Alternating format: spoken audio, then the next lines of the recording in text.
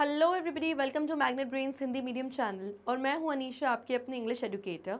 और आज मैं स्टार्ट करने वाली हूं क्लास 8 की यूपी बोर्ड की जो आपकी इंग्लिश की बुक है, दैट इज़ रेनबो बुक, उसका चैप्टर नंबर 12, 3 क्वेश्चंस। 3 क्वेश्चंस का मतलब होता है 3 सवाल। ओके, तो अगर आज हम इस चैप्टर का एक्सप्लेनेशन स्टार्ट करने वाले हैं, तो उससे पहले एक छोटा सा मैं इंट्रोडक्शन दे देती हूँ आपको कि कौन से 3 सवालों के बारे में ये पूरा चैप्टर है। तो ये कहानी है एक राजा के बारे में, एक किंग के बारे में, जिसके मन में 3 सवाल आते हैं। इन 3 सवालों को लेकर वो बहुत संदेह में होता है, बहुत डाउट में होता है कि आखिर मैं इन 3 सवालों का जवाब कैसे निकालूं। तो जब वो इन 3 सवालों का जवाब ढूंढ लेता है, तो कहीं ना कहीं उसे ज़िंदगी के उन प्रश्नों के सवाल मिल जाते हैं जो शायद हर इंसान ढूंढता फिरता है।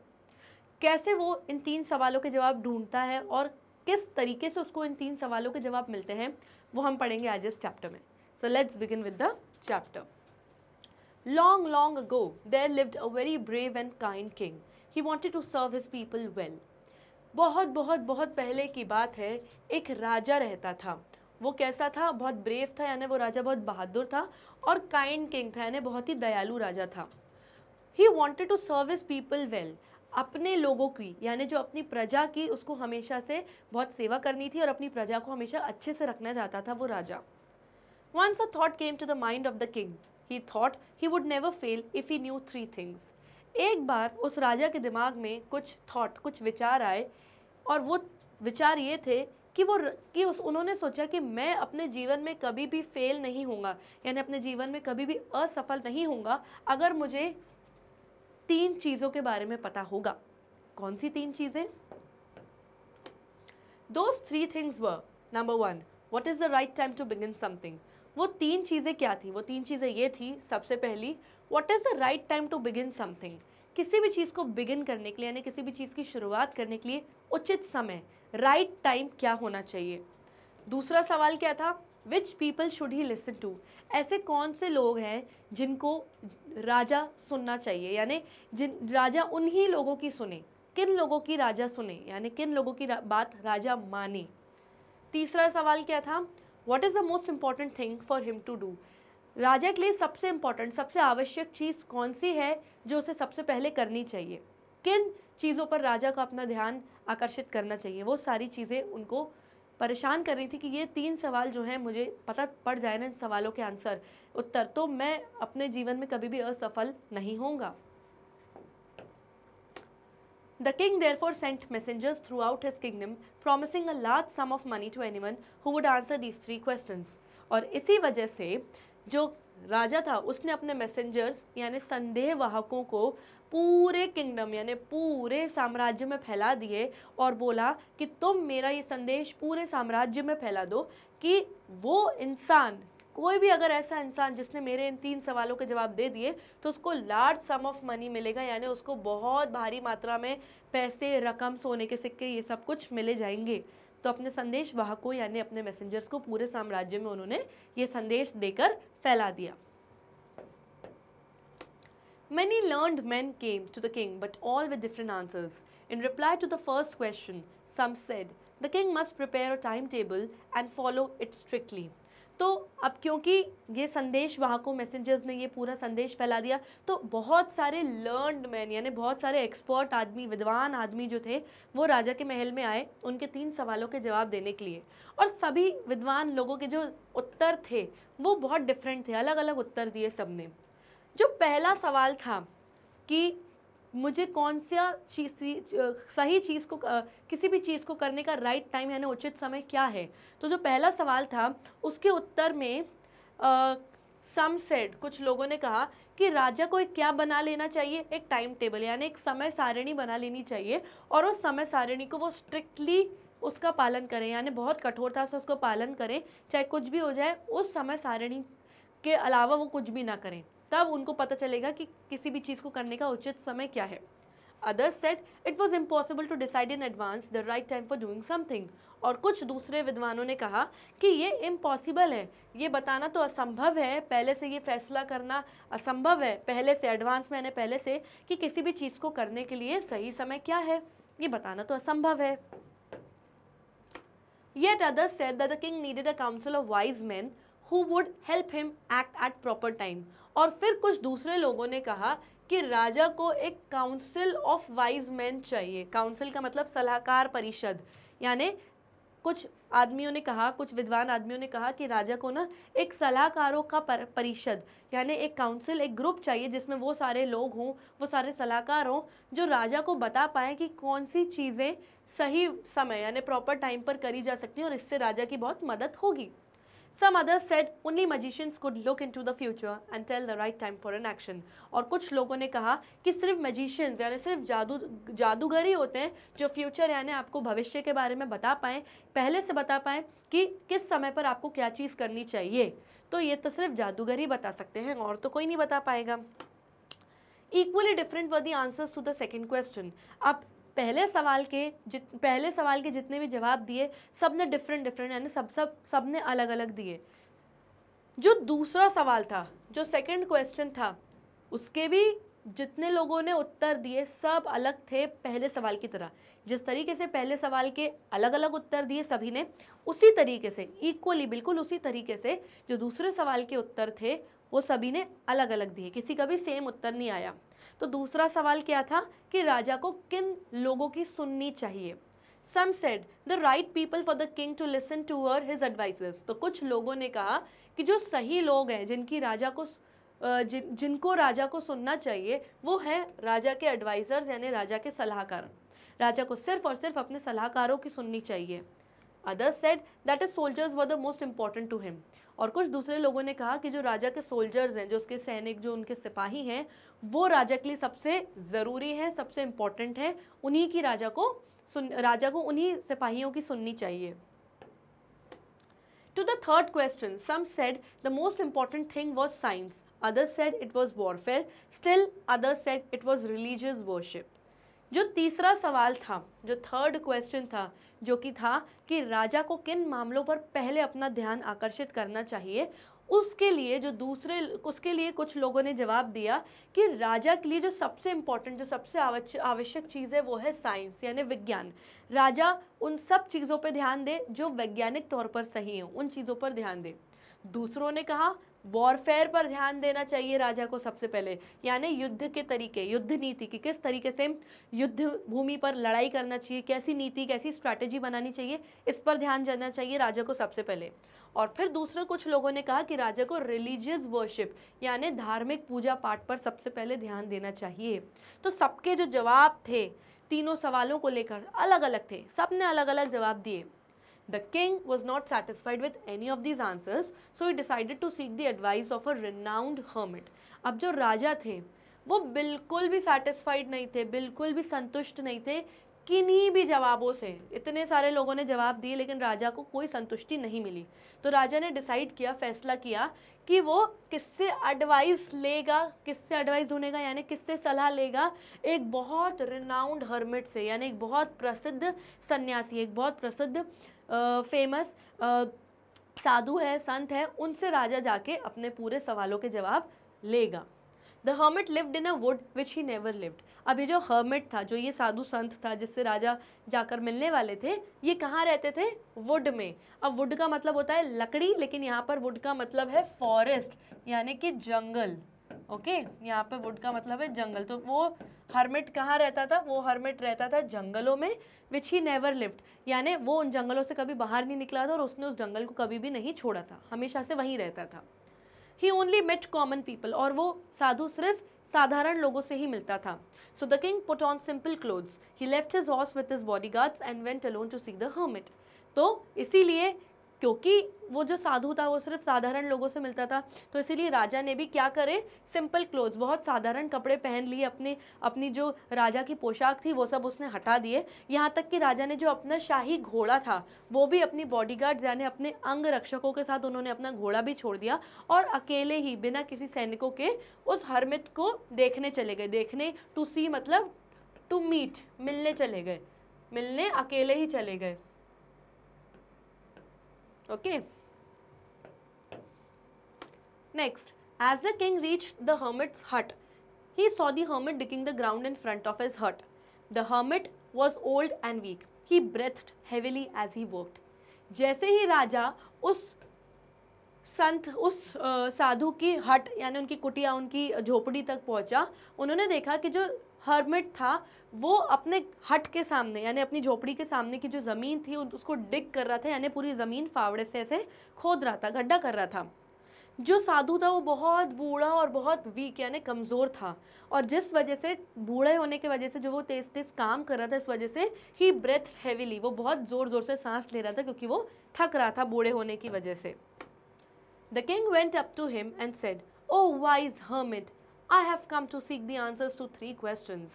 How can I learn to do the right thing at the right time? Who are the most important people for me? And what affairs need my first attention?" तो जैसे ही वहाँ पर राजा पहुँचे और राजा उनके सामने गए और राजा ने उनसे कहा कि ओ बुद्धिमान साधु, ओ वाइज हर्मिट, मैं यहाँ पर अपने 3 सवालों के जवाब ढूंढने आया हूँ। सीख यानी ढूंढने आया हूँ। पहला सवाल ये है कि मैं कैसे ये सीखूं कि सही समय पर कौन सी सही चीज़ करनी चाहिए, यानी सही चीज़ को करने के लिए सही समय, उचित समय क्या है। मेरा दूसरा सवाल ये है कि मेरे लिए सबसे आवश्यक लोग कौन से हैं, यानी कि मुझे कौन से लोगों की सुननी चाहिए जो मुझे सही सलाह दे पाएँ। और तीसरा मेरा सवाल ये है कि ऐसे कौन से अफेयर्स हैं, यानी ऐसे कौन से मामले हैं जिन पर मेरा ध्यान सबसे पहले जाना चाहिए। तो ये मेरे 3 सवाल ढूंढने के लिए मैं यहाँ पर आया हूँ, ऐसा राजा ने हर्मिट यानी साधु से कहा। The hermit listened to the king but said nothing. He went on digging. "You are tired," said the king. "Let me take the spade and dig for you." Hermit ने राजा की सारी बात सुन ली, सारे सवाल सुन लिए उसके, पर कुछ भी नहीं बोला। He went on digging. वो अभी भी लगातार अपनी ज़मीन जो खोद रहा था, डिगिंग कर रहा था, वो कर रहा था। राजा कहता है "You are tired." राजा कहते हैं आप ये ज़मीन खोद खोद के मुझे ऐसा लग रहा है कि आप टायर्ड हो गए हो, बहुत थक गए हो, मुझे आप ये स्पेड, मुझे ये फावड़ा दे दो और मैं आपके लिए डिग कर लूँगा ज़मीन, मैं खोद लूँगा आपके लिए ज़मीन, आप थक गए हो, थोड़ी देर आप आराम कर लो। "Thanks," said the hermit, giving the spade to the king. He sat down on the ground. 1 hour passed and another. The sun went down behind the trees. At last the king stuck the spade into the ground and said, "Oh wise man, please answer my questions. If you can give me none, tell me so and I will return home." अब जैसे ही राजा ने उस hermit से फावड़ा मांगा, spade मांगा कि चलो मैं आपके लिए ज़मीन खोद देता हूँ, तो हर्मिट ने बोला थैंक्स, यानी चलो धन्यवाद, और जो पूरा स्पेड था, फावड़ा था, वो किंग के हाथ में दे दिया कि चलो ठीक है, और खुद हर्मिट जाकर ज़मीन पर बैठ गया आराम करने के लिए थोड़ी देर। 1 घंटा बीत गया, फिर एक और, इस तरीके से टाइम बीतता चले जा रहा था और बेचारे किंग वहाँ पर बस ज़मीन खोदे जा रहे थे और हर्मिट ज़मीन पर बैठा हुआ था। The sun went down behind the trees. अब शाम भी ढल रही थी क्योंकि सूरज धीरे धीरे पेड़ों के पीछे जा रहा था, यानी अब रात होने का समय होता है, सूरज ढलने का समय भी होता जा रहा था। आखिरी में किंग ने क्या किया, किंग थक गया काम कर करके, उसने जो फावड़ा था वो ज़मीन में स्टक कर दिया, यानी ज़मीन में ढसा दिया उसने फावड़ा, और बोला उसने उस हर्मिट से कि ओ वाइज मैन, ओ बुद्धिमान आदमी, प्लीज़ प्लीज़ मेरे सवालों के जवाब दो। अगर if you can give me none, यानी अगर आप मुझे मेरे किसी भी सवालों के जवाब नहीं दे सकते हो, टेल मी सो, मुझे बता दो, आई विल रिटर्न होम, मैं अपने घर लौट जाऊंगा, यानी मैं अपना वक्त ज़ाया नहीं करूंगा, अपना टाइम वेस्ट नहीं करूंगा। अगर आपको मेरे सवालों के जवाब नहीं पता है तो बता दो, मैं भाई घर लौट जाऊँ अपने। Here comes someone running, said the hermit. Let us see who he is.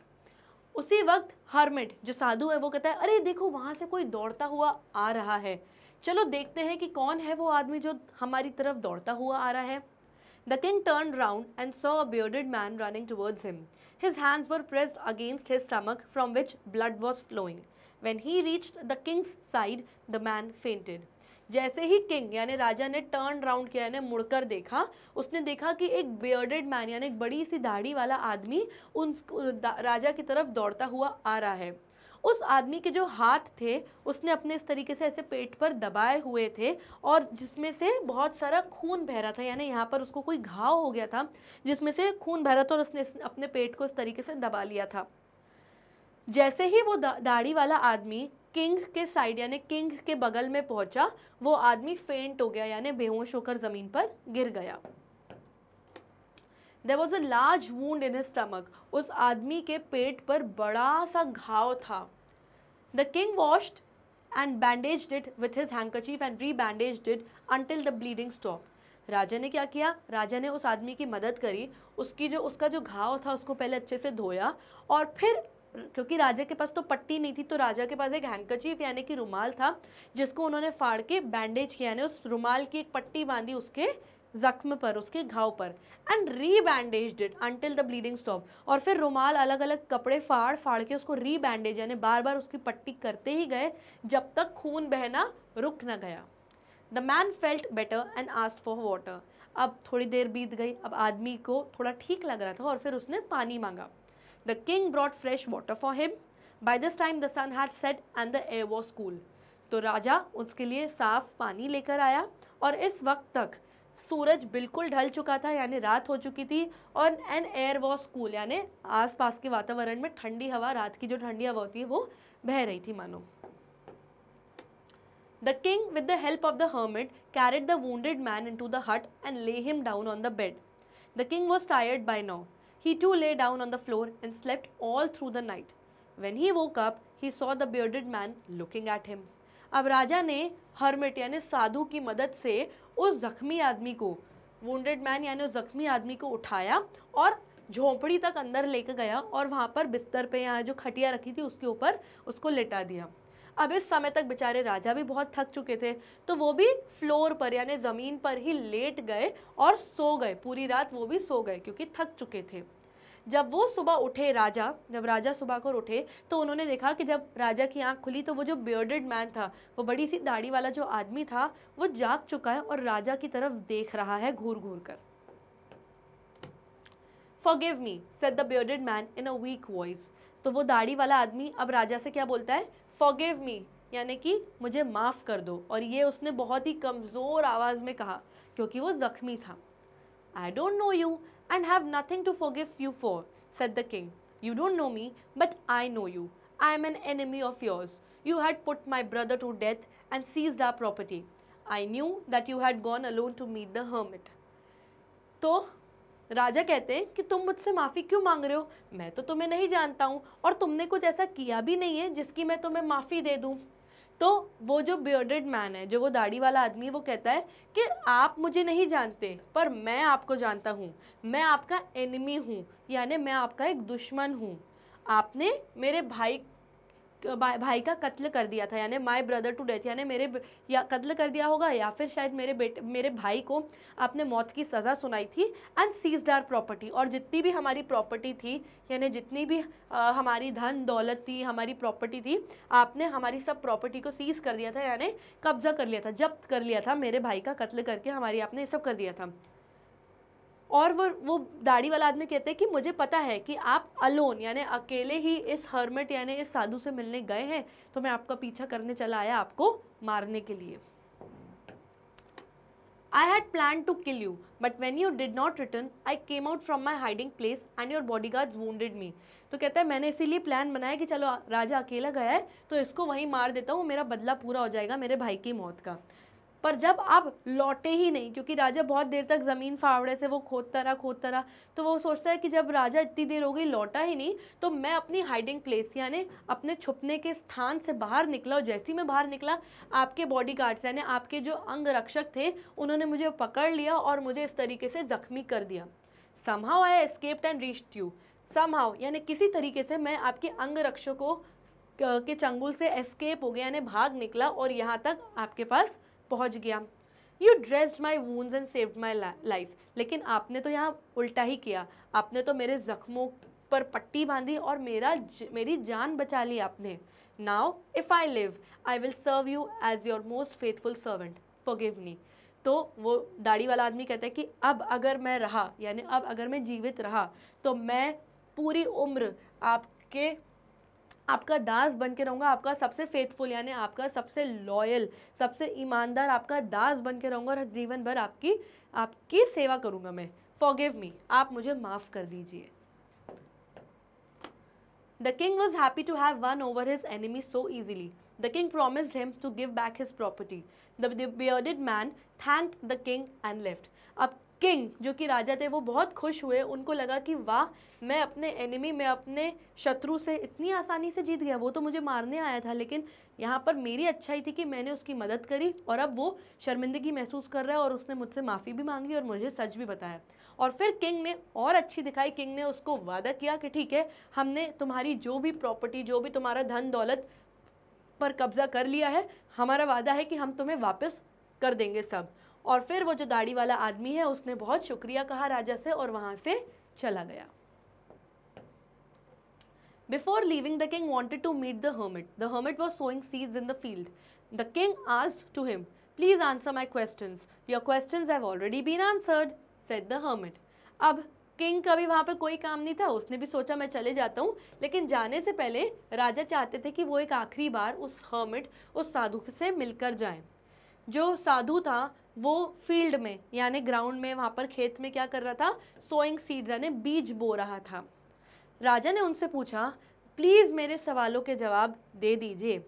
तो हर्मिट जो साधु था उसने कहा, your questions have already been answered, कि तुम्हारे जवाबों के जो सवाल हैं वो पहले से ही तुम्हें मिल गए हैं। Answered, what do you mean, said the king. तो राजा कहता है, जवाब मिल गए, क्या मतलब है आपका, कैसे जवाब मिल गए मुझे मेरे सवालों के। तो साधु कहता है, yes, if you had not dug the field for me, you would have gone away. Then that man would have attacked you and you would have wished you had stayed with me. So the most important time was when you were digging this field.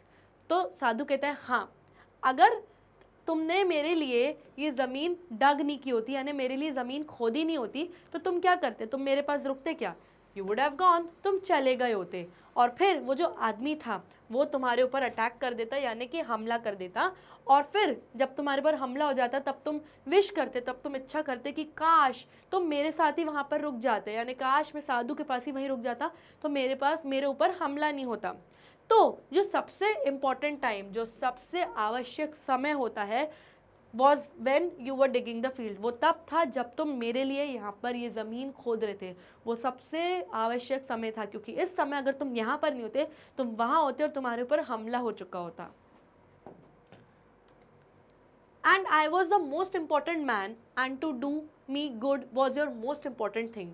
तो साधु कहता है, और मैं था most important man, यानी मैं सबसे आवश्यक आदमी था, और मेरे साथ अच्छा करके, यानी मेरे साथ अच्छाई करके तुमने अपनी सबसे आवश्यक चीज़ की, you did your most important thing.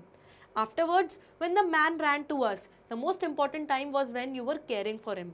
और फिर उसके बाद जब वो आदमी दौड़ता हुआ हमारे पास आया, तो सबसे उचित समय वो था जब तुम उसकी केयर कर रहे थे, यानी जब तुम उसकी देखभाल कर रहे थे, उसको पट्टी कर रहे थे, पानी दे रहे थे, तो वो सबसे आवश्यक समय था।